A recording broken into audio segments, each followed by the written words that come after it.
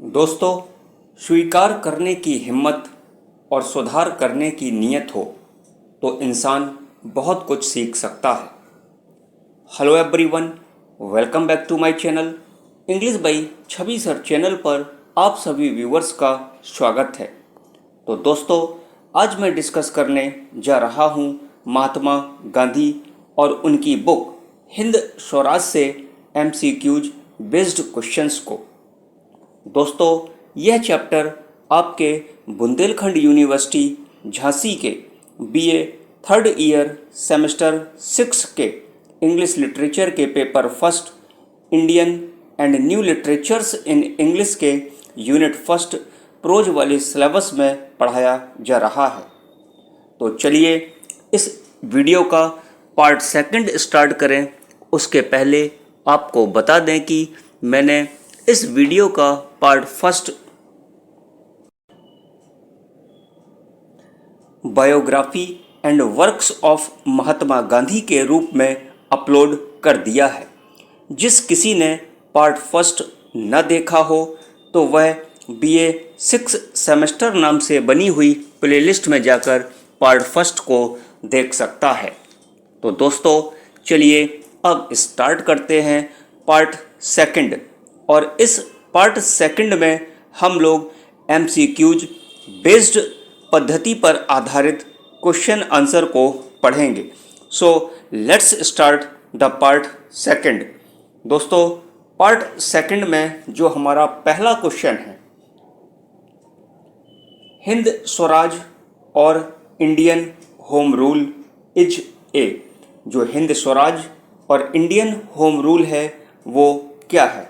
Options हैं, short story है, option B novelist, यहाँ पर नॉवेल होना चाहिए, ऑप्शन सी ड्रामा और ऑप्शन डी डायलॉग। तो दोस्तों, हिंद स्वराज और Indian home rule is a एक डायलॉग है, यानी option D is the correct answer. दोस्तों, आपको बता दें, जो हिंद स्वराज है उसे इंडियन होम रूल नाम से भी जाना जाता है और यह बुक डायलॉग फॉर्म में लिखी गई। दोस्तों, इस डायलॉग फॉर्म में एडिटर और रीडर दोनों एक ही हैं, यानी महात्मा गांधी स्वयं है। चलिए क्वेश्चन नंबर सेकंड रीड करते हैं। Hind Swaraj was originally written in. जो हिंद स्वराज है वो लिखी गई, किस भाषा में लिखी गई? 4 ऑप्शन हैं। Option A Gujarati, option B Marathi, option C English, option D Hindi.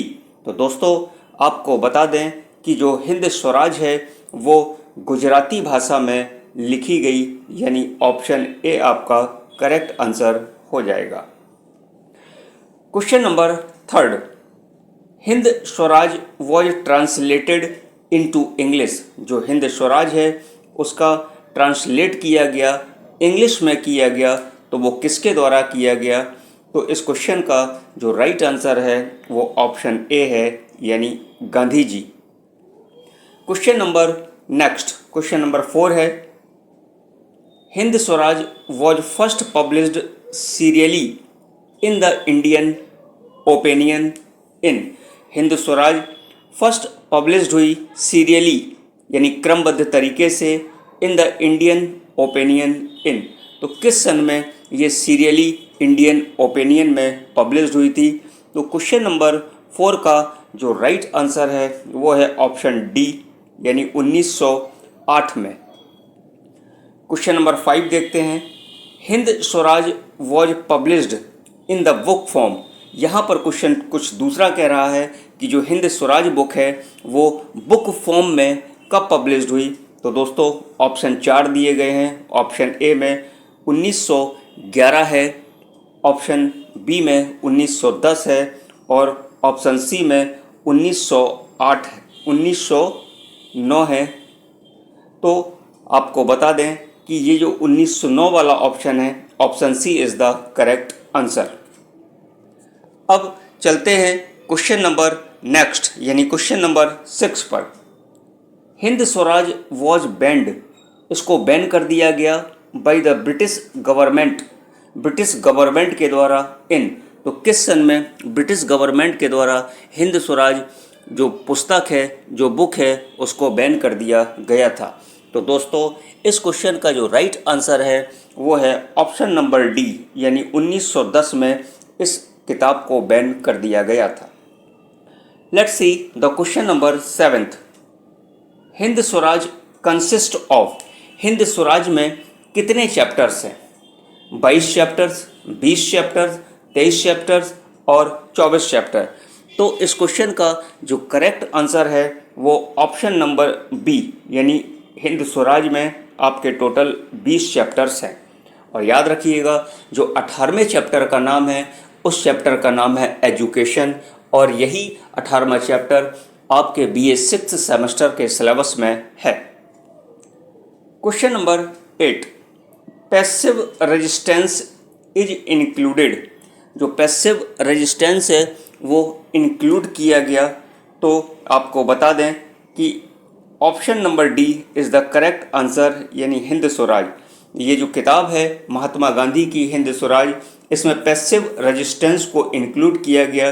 दोस्तों ये पैसिव रेजिस्टेंस भी एक चैप्टर है और चैप्टर नंबर 17 यानी चैप्टर नंबर 17 का नाम है पैसिव रेजिस्टेंस। बात करते हैं क्वेश्चन नंबर 9th की, the 18th chapter in Hind Swaraj.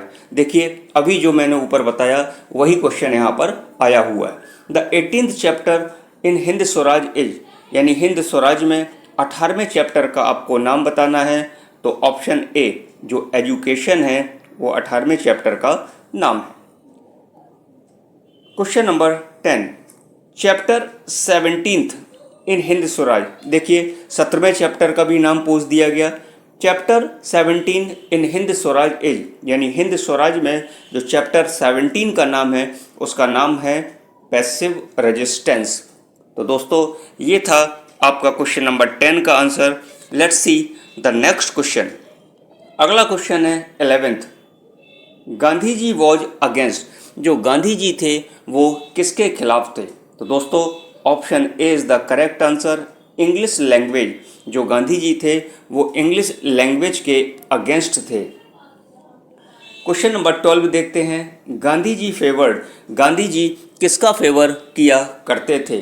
तो जो गांधी जी थे वो फेवर किया करते थे हिंदी एंड प्रोविंसिकल लैंग्वेज, यानी option number C is the right answer. जो प्रोविंसिकल लैंग्वेज होती है दोस्तों वो क्षेत्रीय भाषा जो होती है उसे हम प्रोविंसिकल लैंग्वेज कहते हैं। Question number 13, according to Gandhi ji. Gandhi ji के अनुसार सम हिंदूज शुड लर्न। कुछ हिंदुओं को लर्न करना चाहिए। तो हिंदुओं को क्या लर्न करना चाहिए? तो ऑप्शन नंबर डी, अरेबिक एक जो लैंग्वेज है उसका ज्ञान हिंदुओं को होना चाहिए। ये गांधी जी के अनुसार है। Question number 14, according to Gandhi ji some Muslims and Parsis should learn. Gandhi ji के अनुसार जो मुस्लिम और पारसीज होते हैं तो उनको किस भाषा का ज्ञान होना चाहिए? तो दोस्तों ऑप्शन नंबर बी जो संस्कृत है ये इस क्वेश्चन का करेक्ट आंसर है। क्वेश्चन नंबर 15 देखते हैं, a universal language for India should be. जो यूनिवर्सल लैंग्वेज होना चाहिए वो क्या होना चाहिए?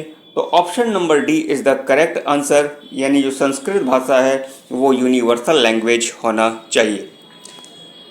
अब चलते हैं नेक्स्ट क्वेश्चन पर, और नेक्स्ट क्वेश्चन है 16, Gandhi ji was in favour. Gandhi ji किसके पक्ष में थे? तो गांधी जी जो पक्ष में थे option number A, ethical education. Ethical education का मतलब होता है नैतिक शिक्षा। तो दोस्तों गांधी जी नैतिक शिक्षा के पक्ष में थे। क्वेश्चन नंबर 17 देखते हैं, गांधी जी वॉज अगेंस्ट। गांधी जी किसके खिलाफ थे? तो दोस्तों गांधी जी जो खिलाफ थे ऑप्शन नंबर बी देखते हैं, मॉडर्न सिविलाइजेशन इन इंडिया, यानी मॉडर्न सिविलाइजेशन इंडिया। भारत में आधुनिक जो सिविलाइजेशन था, जो सिविलाइजेशन तेज़ी से बढ़ रहा था, गांधी जी इसके अगेंस्ट थे, इसके खिलाफ थे। Question number 18, what is the original caste of the Gandhis. Gandhi ji की जो ओरिजिनल कास्ट थी वो क्या थी? ऑप्शन ए ब्राह्मण थे, ऑप्शन बी क्षत्रिय थे, ऑप्शन सी बनिया थे, ऑप्शन डी दलित थे। तो दोस्तों गांधी जी की जो कास्ट थी, मतलब जाति जो थी, वो थी Bania. Option C is the correct answer. Question number 19, Mahatma Gandhi was born in. दोस्तों महात्मा गांधी कब पैदा हुए थे? तो महात्मा गांधी का जो जन्म हुआ था वो आपको बता दें कि 2 अक्टूबर 1869, option A is the correct answer. 2 अक्टूबर 1869 में गांधी जी का जन्म हुआ था। और कहाँ हुआ था? पोरबंदर में।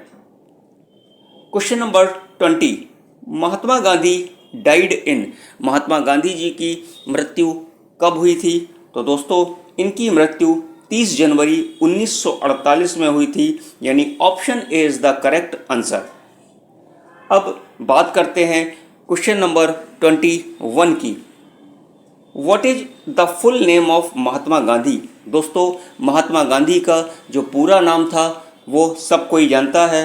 Option A is the correct answer. Mohandas Karamchand Gandhi Gandhi ji का पूरा नाम था। अब बात करते हैं क्वेश्चन नंबर 22 की। Gandhi's birthday 2 October is celebrated as. जो गांधी जी का बर्थडे है 2 अक्टूबर, वो सेलिब्रेट किया जाता है।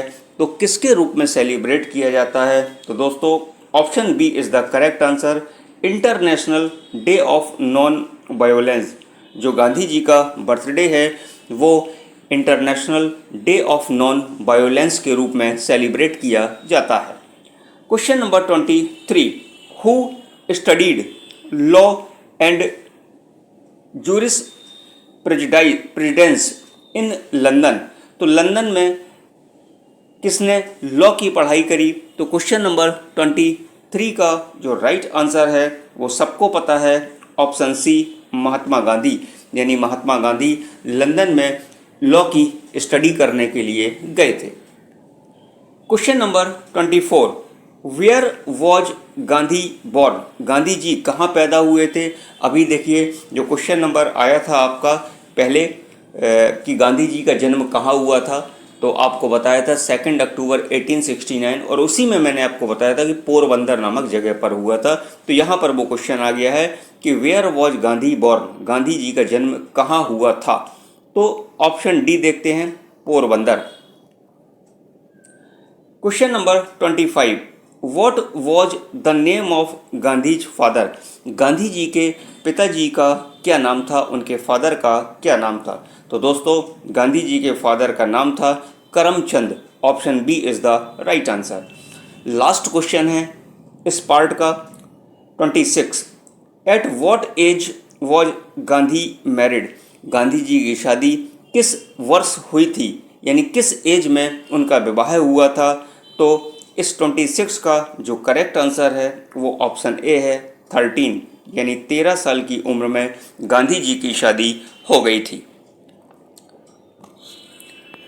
तो दोस्तों ये था part 2 from Mahatma Gandhi and his book Hind Swaraj.